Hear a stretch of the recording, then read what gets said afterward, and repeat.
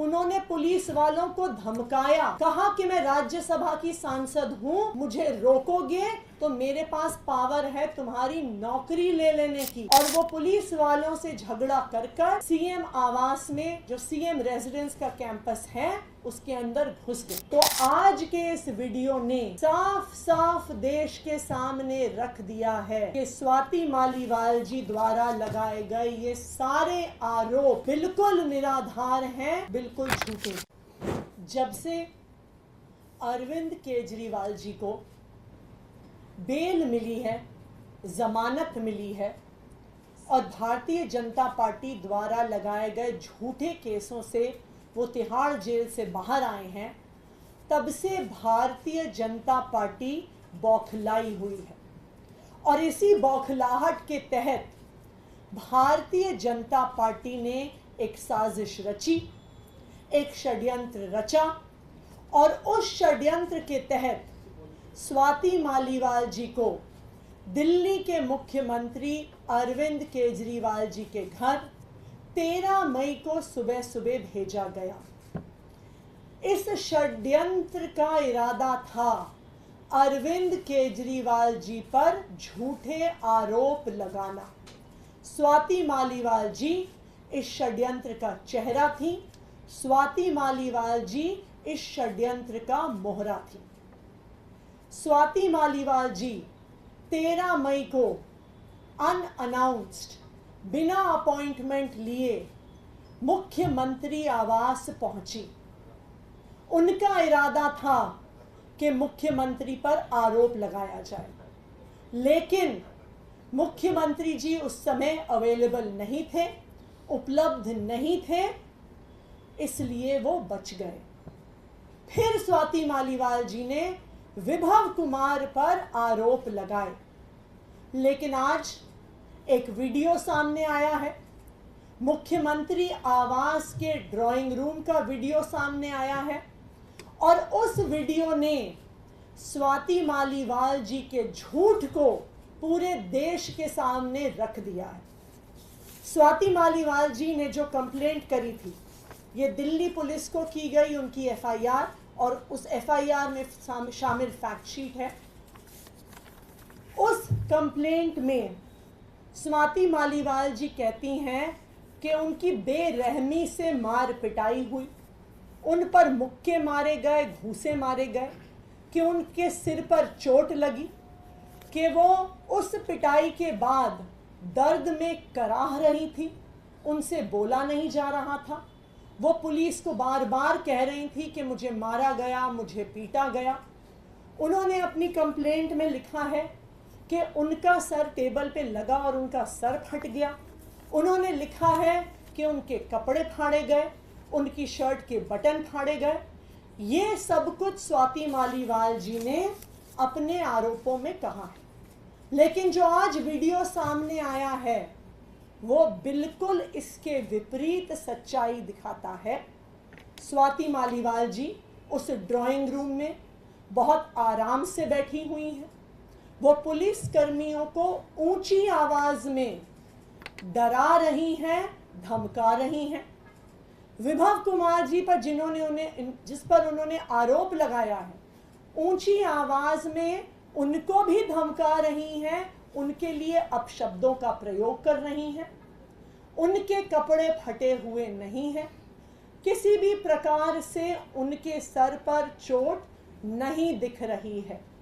सिर्फ एक चीज दिख रही है कि वो पुलिस को धमका रही हैं, वो विभव कुमार जी को धमका रही हैं, ऊंची आवाज में धमका रही हैं, और कहीं पर भी वो इस बात का जिक्र तक नहीं करती कि किसी ने उनको छुआ है या किसी ने उन पर हमला किया। तो आज के इस वीडियो ने साफ साफ देश के सामने रख दिया है कि स्वाति मालीवाल जी द्वारा लगाए गए ये सारे आरोप बिल्कुल निराधार हैं, बिल्कुल झूठे हैं। विभव कुमार जी ने आज दिल्ली पुलिस के पास स्वाति मालीवाल जी के खिलाफ अपनी कंप्लेंट दर्ज की है और उस कंप्लेंट में उन्होंने 13 मई को हुए सीक्वेंस ऑफ इवेंट्स को बहुत स्पष्ट तौर से रखा है।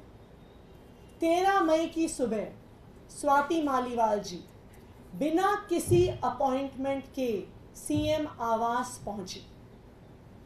जब उन्हें सिक्योरिटी द्वारा गेट पर पूछा गया, उनकी आइडेंटिटी पूछी गई, वो किस लिए आई हैं पूछा गया, तो उन्होंने बताया कि मेरा मुख्यमंत्री जी के साथ अपॉइंटमेंट है।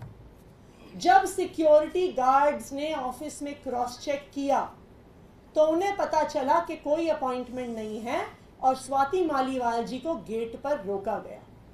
लेकिन वहां पर भी उन्होंने पुलिस वालों को धमकाया, कहा कि मैं राज्यसभा की सांसद हूं, मुझे रोकोगे तो मेरे पास पावर है तुम्हारी नौकरी ले लेने की। और वो पुलिस वालों से झगड़ा कर और वो सीएम आवास में, जो सीएम रेजिडेंस का कैंपस है, उसके अंदर घुस गए। सिक्योरिटी उन्होंने फिर से कहा कि आपके पास अपॉइंटमेंट नहीं है, आप सीएम आवास में नहीं जा सकती हैं। और वो उन्हें सीएम रेजिडेंस के वेटिंग रूम में, जो वेटिंग रूम सीएम के रेजिडेंस के मेन बिल्डिंग जहां पे वो रहते हैं उससे बाहर है, वहां पर लेके गए, वहां पर बैठाया। उनको फिर से बताया गया आपके पास अपॉइंटमेंट आज नहीं है।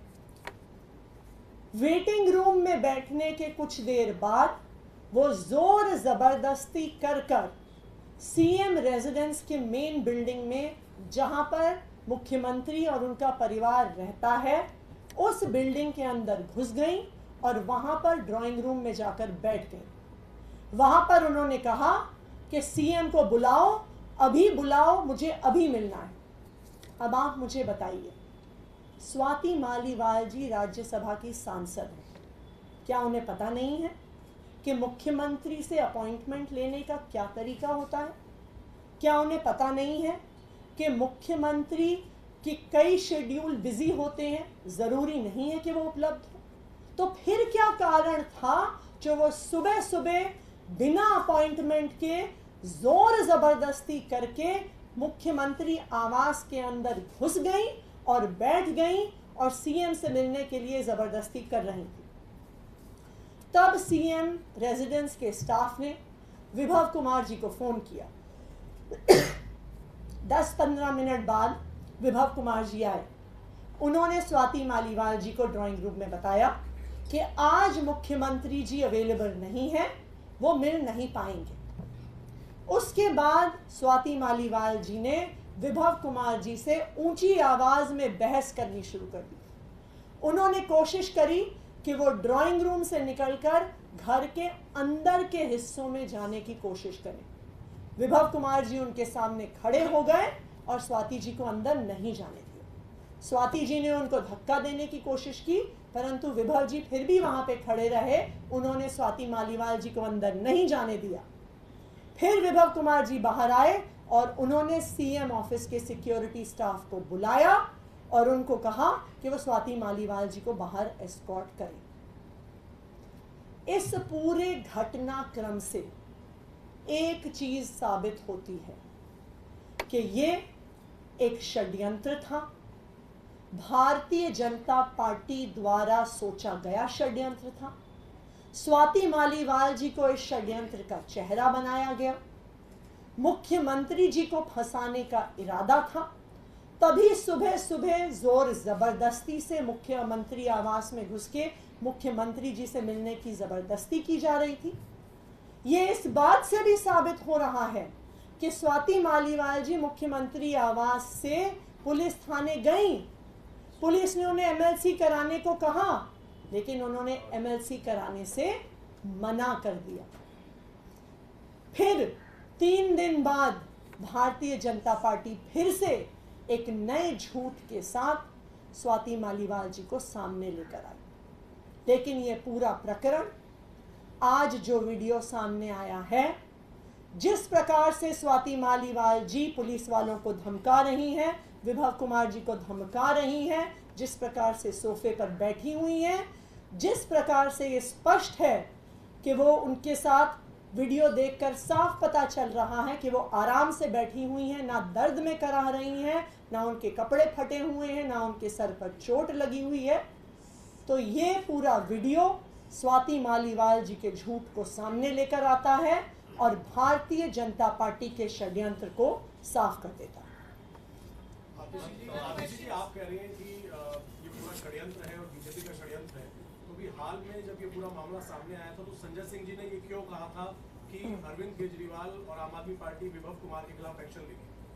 देखिए, जब संजय सिंह जी ने मीडिया में देखा कि स्वाति मालीवाल जी ने शिकायत करी है, वो पुलिस थाने गई, तब वो स्वाति मालीवाल जी से मिले, परंतु तब तक उनके सामने सिर्फ स्वाति मालीवाल जी का पक्ष था।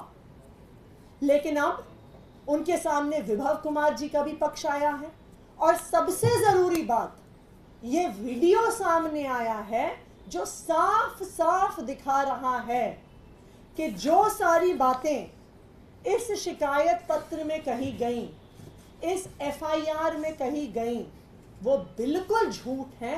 वो ये वीडियो दिखा रहा है।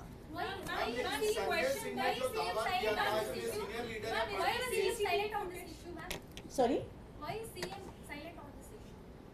देखिए, इस पूरे जो आपका ये सवाल है कि क्या संजय सिंह जी ने क्या कहा, क्या एक्शन लिया, इस पूरे मुद्दे पर संजय सिंह जी को एक ही पक्ष उपलब्ध था। अब दोनों पक्ष हमारे सामने उपलब्ध हैं। ये वीडियो ना सिर्फ हमारे सामने बल्कि पूरे देश के सामने है। ये वीडियो साफ कर देता है कि स्वाति मालीवाल जी ने जो कुछ कहा वो साफ साफ झूठ था, और अब जो ये झूठ है वो पूरे देश के सामने आ गया।